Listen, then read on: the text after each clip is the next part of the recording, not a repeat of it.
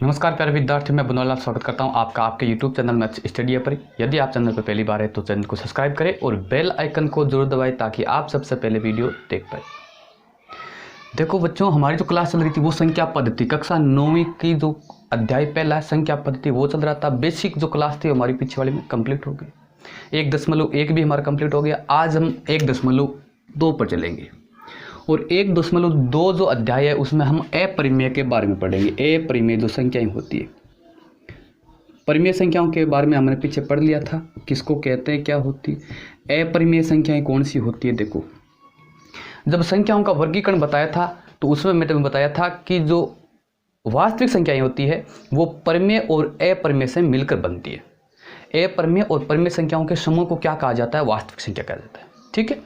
और आपने छोटी क्लासों में एक संख्या रेखा भी बनाई होगी, उस संख्या रेखा पर आपने पूर्णांकों को निर्धारित भी किया होगा।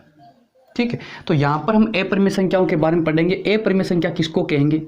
मैंने आपको जो परिमेय संख्या की परिभाषा बताई थी वो ये बताई थी कि जिस संख्या को P/Q के रूप में लिखा जा सकता है। P/Q के रूप में लिखा जा सकता है जहाँ Q is not equal to 0, यानी Q बराबर 0 नहीं होता है। इस प्रकार की जो संख्या होती है उसको हम परिमेय संख्या कहेंगे। अब अपरिमेय किसको कहेंगे? जिस संख्या को P/Q के रूप में नहीं लिखा जा सकता है उस संख्या को हम क्या कहेंगे? अपरिमेय संख्या कहेंगे। ठीक है। तो क्या करेंगे, देखो कि अपरिमेय संख्या की जो परिभाषा है वो क्या है, आप नोट करेंगे कि जिस संख्या को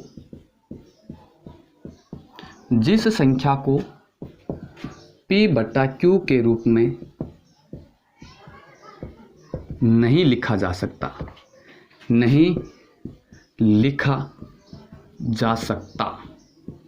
है उस संख्या को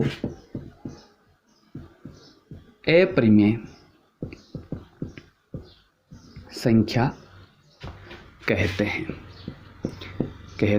हैं। ये अपरिमेय संख्या की परिभाषा होगी। जैसे √2, √3, √5, ऐसे पाई, और एक संख्या जैसे 0.1, 0, 1, 00, 1, 000, तो इस प्रकार की जो संख्या होती है इनको क्या कहेंगे? हम अपरिमेय संख्या कहेंगे। इसको हम P/Q के रूप में नहीं लिख सकते हैं। अब एक बात ध्यान देंगे कि जो संख्या रेखा होती है बीच में 0 होता है, इधर पूर्णांक होता है 1, 2, 3, 4, इधर -1, -2, -3, -4। तो इस संख्या पर जितनी भी वास्तविक संख्या होती है उनका अपना अपना अद्वितीय स्थान होता है। अद्वितीय का मतलब होता है कि कोई भी संख्या ले लो आप, चाहे वो परिमेय है चाहे वो अपरिमेय, उसका इस संख्या रेखा पर अपना एक अद्वितीय स्थान होगा। जैसे मैं एक सरल उदाहरण से बताता हूं कि 2 है तो 2 का अपना यहाँ पर एक, इस संख्या रेखा पर अपना यहाँ पर एक अद्वितीय स्थान है, यानी जो स्थान 2 का है वो दूसरी संख्या का नहीं हो सकता, ये केवल 2 का ही रहेगा। ठीक है। तो प्रत्येक संख्या का अपना अद्वितीय स्थान होता है संख्या रेखा पर। इसको क्या कहेंगे? संख्या रेखा। और इस पर हम परिमेय संख्या को दर्शा सकते हैं। जैसे मान लो कि 1/2 एक परिमेय संख्या है और इसका आंसर क्या आता है? 0.5। तो ये 1 और 2 के बीच में यहाँ पर 1/2 का मान हो गया है। तो इस प्रकार आपने पिछले कक्षाओं में भी निर्धारित किया होगा कि परिमेय संख्याओं को हम संख्या रेखा पर कैसे दर्शाते हैं। आगे जो चैप्टर आएगा हमारे उसमें भी हम संख्या रेखा पर हम परिमेय संख्याओं को दर्शाएंगे। लेकिन इस चैप्टर में हम किस संख्या को? अपरिमेय संख्या को दर्शाएंगे। अब अपरिमेय संख्या को हम P/Q के रूप में नहीं लिख सकते। मतलब जैसे ये संख्या है, अब इसका कोई निर्धारित मान ये आगे चलती इस प्रकार है, तो इसको हम संख्या रेखा पर कैसे दर्शाएंगे? या √2 है, √2 को अगर हम पॉइंटों में करेंगे तो 1 पॉइंट आगे चलता जाएगा। ठीक है। तो उस संख्या को हम संख्या रेखा पर कैसे दर्शाएंगे? जैसे मान लो कि मेरे पास में निश्चित संख्या है, जैसे 7.54332 है, तो ये निश्चित है तो इसको मैं इस पर दर्शा सकता हूँ सीधा कि 7.5, फिर मैंने आगे क्या करूँगा कि 7.5 से आगे शुरू करूँगा कि 7.51, 7.52, 7.53, ऐसे मैं आगे जो चैप्टर करूँगा उसमें बताऊँगा कि किस प्रकार परिमेय संख्या को हम संख्या रेखा पर दर्शाते हैं। लेकिन यहाँ पर हम किसको दर्शाएंगे? अपरिमेय संख्या को, और इसका एक तरीका है अपना, वो तरीका मैं आपको यहाँ पर बताऊँगा। ठीक है। तो देखो यहाँ पर एक एग्जाम्पल दे रखा है आपकी किताब का, एग्जाम्पल नंबर 3। तो ये चीज़ें मैंने आपको बेसिक बताई। एग्जाम्पल नंबर 3 है, आप अपनी बुक में पढ़ो क्या कह रहा है। यदि आपके पास में बुक नहीं है और आप रिक्वायरमेंट करना चाहेंगे कि सर हमें जो क्वेश्चन है वो स्क्रीन पर चाहिए, तो आप कमेंट बॉक्स में ज़रूर बताएंगे, मैं जो क्वेश्चन है वो इसको स्क्रीन पर लगा दूंगा। ठीक है, चलो तो देखो एग्जाम्पल है आपका कि संख्या रेखा पर √2 का स्थान निर्धारण यानी निरूपित कीजिए। क्या कह रहा है देखो, एग्जाम्पल नंबर 4, √2 है, इसको संख्या रेखा पर दर्शाना है। और आप जानते हैं कि √2 अभी मैंने आपको बताया क्या है कि एक अपरिमेय संख्या है, और अपरिमेय संख्या को संख्या रेखा पर दर्शाने के लिए क्या करेंगे, हमेशा ध्यान रखो आप कि एक संख्या रेखा बना लो, ठीक है, बीच में 0 कर लो और 1 इकाई की दूरी लेके आप 1 2 3 4 ऐसे 1 इकाई का मतलब 1 सेंटीमीटर पर आप अपनी स्केल की सहायता से 1 सेंटीमीटर की, देखो थोड़ा सा दिख नहीं रहा है बीच में, मैं आपको इसको थोड़ा सा सही बना देता हूँ। ये संख्या रेखा बना लो, बीच में 0 हो जाएगा और इधर 1 2 3 आगे भी आप 3 4 तक बना सकते हैं। ठीक है, इधर भी -1 -2 फिर -3 ये हो जाता है। आपको ये दूरी क्या लेनी है, 1 इकाई लेना है। 1 इकाई लेने के बाद में आप क्या करेंगे कि जो आपका 0 है वहाँ पर आप बिंदु मान लो कोई सा, जैसे मान लो मैंने O मान लिया, और जो 1 है वहाँ पर मैंने बिंदु मान लिया P सपोज दैट। ठीक है, जहाँ 1 है वहाँ पर आप प्रकार की सहायता से यहाँ पर एक लंब खींचेंगे। अब प्रकार की सहायता से लंब कैसे खींचते हैं, 90 डिग्री का कोण बनाना है। प्रकार की सहायता से 90 डिग्री कोण बनाना है, कक्षा 8 में आपने पढ़ा है, मैं शॉर्टली बता देता हूँ कैसे बनाते हैं। कि इस बिंदु से ये जो एक बिंदु एक जो है इसका यहाँ पर जो स्थान है वहाँ से आप इधर की तरफ प्रकार की सहायता से इसे चाप लगाएंगे। जहाँ पर ये चाप काट रहा है इस बिंदु से वापस उतना ही चाप के साथ उतना कोण लगाएंगे, प्रकार को हिलाना नहीं, ये चाप लगाएंगे। दोनों जहाँ पर कोण काटे, ये कोण का चाप काटा, इस चाप को दोबारा जो चाप काट रहे हैं उसके इस बिंदु से ऊपर की तरफ चाप और इस बिंदु से ऊपर की तरफ चाप, और जहाँ पर ये चाप काट रहे हैं वहाँ पर किसको मिला दो, आप 1 नंबर को मिला दो। ये यहाँ पर क्या हो गया, लंब हो गया। ठीक है, ये लंब हो गया और इस लंब पर आपको क्या करना है कि इतना प्रकार खोलना है, कहाँ से कहाँ तक, 0 से लेके 1 तक।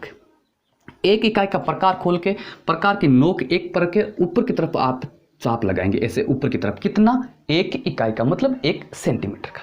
ठीक है, और इसको आप ये जो 0 था उससे मिला देंगे। कहने का मतलब आपको यहाँ पर एक क्या बनाना है, समकोण त्रिभुज बनाना है। ठीक है, जिसका आधार क्या है, 1 है, लंब भी क्या है, 1 इकाई है। समझ में आ गई बात आपको। इतना करने के बाद में आप क्या करेंगे, देखो लिखेंगे कि बिंदु P पर समकोण की रचना की।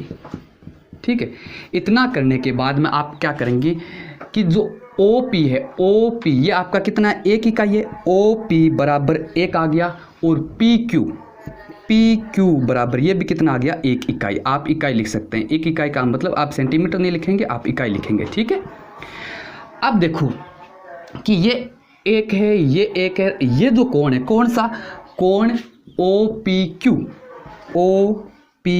ये जो कोण है ये कितने डिग्री का है, 90 डिग्री का है। तो OPQ एक समकोण त्रिभुज हो गया, और समकोण त्रिभुज में पाइथागोरस प्रमेय लगती है, क्या होती है, कर्ण का स्क्वायर बराबर आधार का स्क्वायर प्लस लंब का स्क्वायर। ठीक है, तो आप क्या करेंगे, त्रिभुज OPQ में पाइथागोरस प्रमेय से अब पाइथागोरस प्रमेय क्या होती है, इसमें आप पाइथागोरस प्रमेय लगाएंगे तो क्या होता है, कर्ण का स्क्वायर। कर्ण क्या है, OQ का स्क्वायर बराबर किसका होगा, आधार का स्क्वायर, OP का स्क्वायर प्लस लंब क्या है, PQ का स्क्वायर। इसको हल कर लेंगे आप, क्या आएगा, देखो OP कितना है आपका 1 इकाई, तो 1 का स्क्वायर प्लस PQ कितना है 1, तो 1 का स्क्वायर। 1 का स्क्वायर 1 प्लस 1 क्या आया, मैं इधर कर दे रहा हूं कि OQ बराबर 1 और 1 कितने हो गए, 2, OQ का स्क्वायर। अब मैं स्क्वायर को हटाऊंगा तो उधर अंडरूट लग जाएगा, तो क्या आएगा, OQ बराबर 2 का अंडरूट। OQ बराबर 2 का अंडरूट आ गया। ठीक है। अब आप देखेंगे कि ये जो ओ क्यू है वो आपकी कितनी आ गई, √2। मतलब क्या हुआ कि इस संख्या रेखा पर यदि एक एक यूनिट पर मैं पूर्णांकों को लिखता हूं तो ये जो दूरी आई ओ से क्यू तक की, ये क्या है, √2 है। कितनी है, √2। जैसे ये कितनी है, 1 है, यहां से ये कितनी है, 2 इकाई है, यहां से 3 तक की कितनी है, 3 इकाई है। अब आपको क्या करना है कि इस O बिंदु पर प्रकार रखे और प्रकार को कितना खोलना है, OQ तक खोलना है, Q तक खोलना है, प्रकार को ऐसे खोलना है और फिर आप ऐसे चाप लगाएंगे। ऐसे समझ में आ गई ना, कहां से, O से आप ऐसे इधर चाप लगाएंगे, ठीक है ये। और ये चाप जहां पर संख्या रेखा को काट रहा है वहां पर आपका क्या होगा, √2 होगा। बात को समझे क्या, ये चाप जहां पर इस संख्या रेखा को काट रहा है, कहां काट रहा है, M बिंदु पर काट रहा है, M बिंदु पर। तो M बिंदु पर क्या होगा, √2 होगा। और ये √2 का स्थान है और एदित्य का मतलब √2 का मान यही होगा इस संख्या रेखा पर, और कहीं नहीं हो सकता, ठीक है। तो ये जो दूरी है कौन सी, OM, ये क्या है, √2।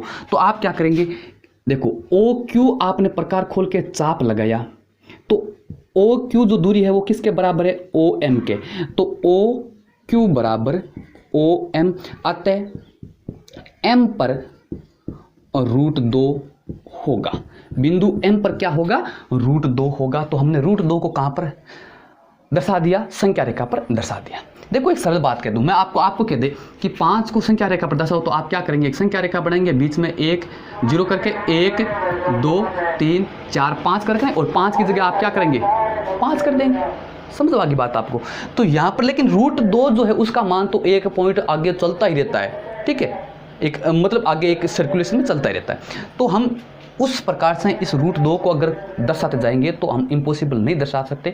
तो करेंगे क्या कि हमारी जो संख्या रेखा है उस पर यह तरीका है कि एक इकाई पर आप लंब बनाएंगे, एक इकाई का चाप लगा के ऊपर की तरफ आप एक समकोण बनाएंगे।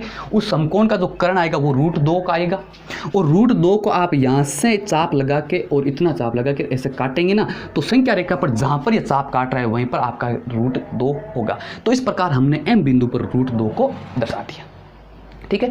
तो कल की हमारी छुट्टी रहेगी, तो कुछ टेक्निकल इश्यू के कारण आज मैं एक फिर से छोटी सी क्लास ले पाया हूँ 9th क्लास के लिए।